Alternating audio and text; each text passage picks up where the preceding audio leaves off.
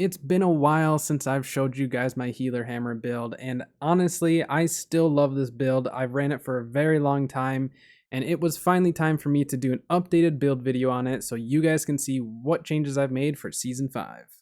As always, before we fully get into today's video, I do just want to say if this video helps you out, or if you just like it, please drop it a like, it really helps me out a lot. And if you want to see more content like this, including more build videos, loot videos, stuff like that, definitely subscribe to the channel so you know when those videos go up.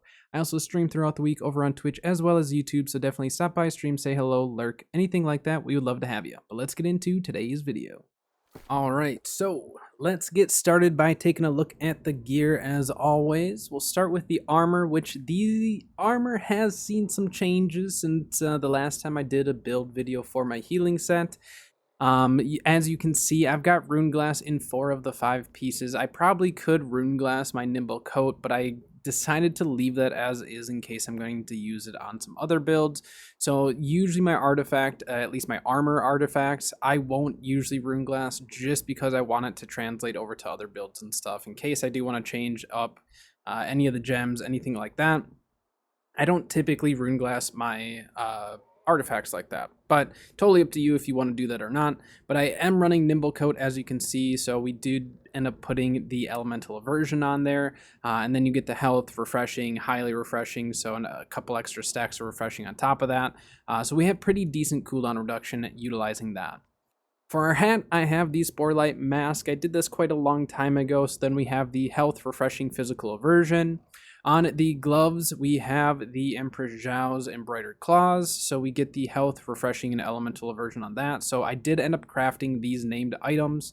I believe I used materia in order to get the Empress Zhao stuff. The Sporelight Mask I ended up pulling in Elysian Wilds and then crafted that up. And then with the pants, I ended up going with the Emperor Zhao embroidered pants as well. And for those, I ended up getting the health refreshing, and then I put fortifying sacred ground on there because I did want to make sure that I have that perk. Any single one of my healing builds will have the fortifying sacred ground, so I always like to make sure that I have that on there. For the boots, I ended up crafting these, and these have the health elemental aversion and refreshing divine embrace. So this is obviously for my divine embrace builds. If I'm running like splash of light or anything like that, then I'll just change the boots out depending on which other ability I am running. So you can swap the boots out. Obviously, you can move perks around, anything that fits for your build and what you happen to have for gear. But for me, I just chose the boots. They're fairly cheap to craft if I ever have to. You could also do gloves if you wanted something even cheaper. I believe gloves are a little bit less expensive if you're going to be crafting some of your gear. For the weapons, we have my hammer, which has the arboreal gem in there, so 50% of our damage is converted. Now, I don't have a rune glass in here. I might rune glass it in the future, but for now, I'm leaving it as is. You could put an arboreal rune glass if you wanted to, but for now, I'm leaving it just the way it is right now. Now, the 2 perks that I crafted onto this were the Sundering Clear Out and Trenchant Strikes, and it actually got Shirking Nature, which I'm not overly upset with, just because we have all the nature increase for our damage type. With our Rune Glass, that's an 8%, and as we get into the ring, you'll see that I also have nature damage there as well. So we do get a pretty decent buff. It'll buff all of our nature damage, so all of our life staff attacks are going to be buffed, and then obviously 50% of our Warhammer will also be buffed on top of that. With the life staff, I'm still running this same Tei life staff, so we have the Blessed, Refreshing Move, Purifying Breeze. Really, I love this life staff. I've had it pretty much since day 1 of when it was available. I absolutely do love it because the Purifying Breeze allows us to heal with our heavy attacks. We can heal with our light attacks because of the build itself, and then all of our abilities heal as well. So really, really nice to have. I did end up putting the Rune Glass in there with the Arboreal, so we do have the extra nature damage on top of that. You take a slight nerf to your outgoing damage and outgoing healing, but it's really not too bad. I found that your healing numbers are still going to be great. You'll still have some really big Divine Embraces if you're running that. So overall, I think it's a really nice life staff to have. For Heart Rune, I'm just running Biobomb as always. You can obviously switch that up depending on what you want, but Biobomb works best for me. You do get your Heart Rune back fairly quickly with a healing build just because of all the healing plus damage and everything.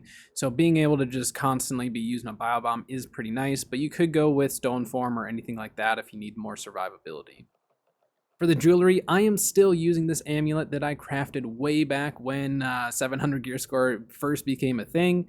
I still love having the thrust protection. It helps a lot against spears, heavy attacks from sword and shields, muskets, bows, anything like that. It really, really does help.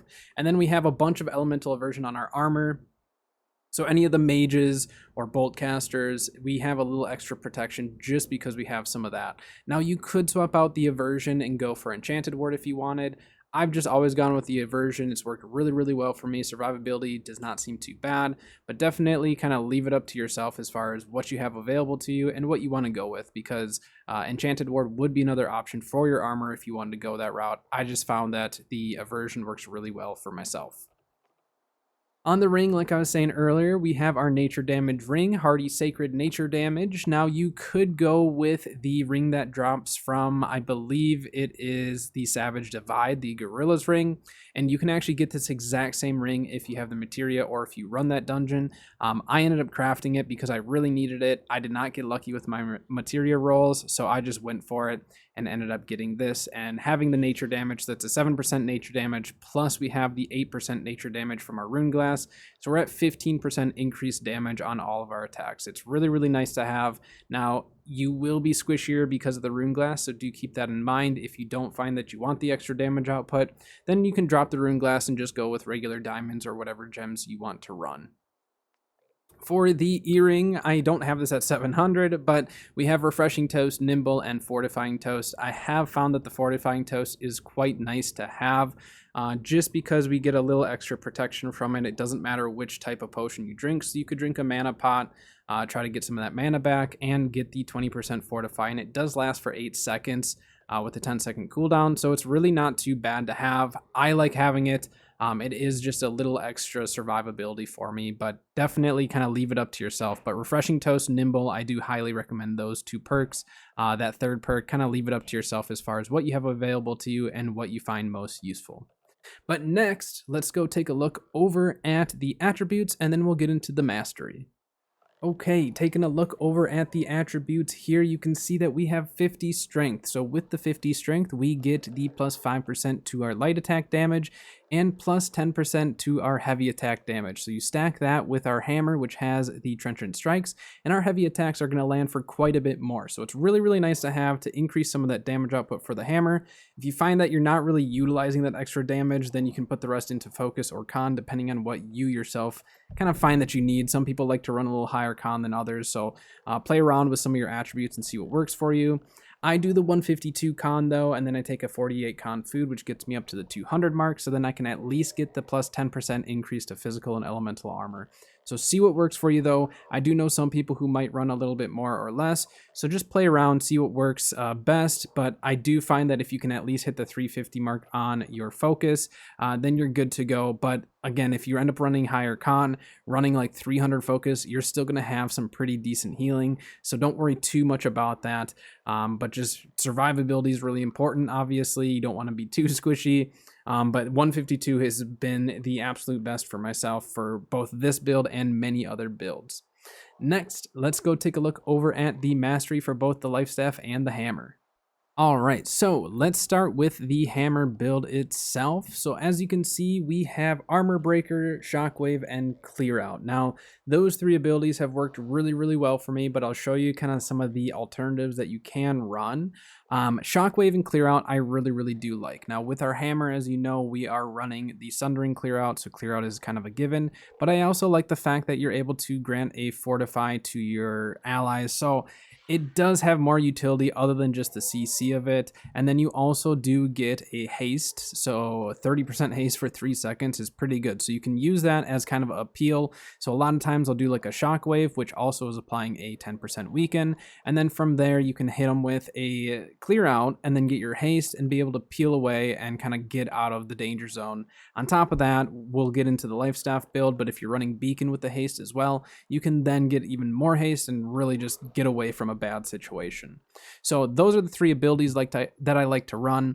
The Armor Breaker is more for just the DPS side of things, but if you don't want to run Armor Breaker, you could either go with the Wrecking Ball, get some of the Fortify out of it, or you could even go with Path of Destiny. Either one or all three of those are a pretty good option. The only one I wouldn't recommend is Mighty Gavel, unless you have a very specific build that you like to run it with, which if you do, definitely let me know. But usually I'm going to recommend Armor Breaker, Wrecking Ball, or Path of Destiny. And then I do like to go all the way down on the Crowd Crusher side so we can get the slow as well. So if you are going to run that slow, then you could also do Path of Destiny, have an extra slow on top of that. But totally up to you how you want to run it. As far as the secondary or, passive perks, I do really recommend the Power Through Pain because it's a 35% increase in damage.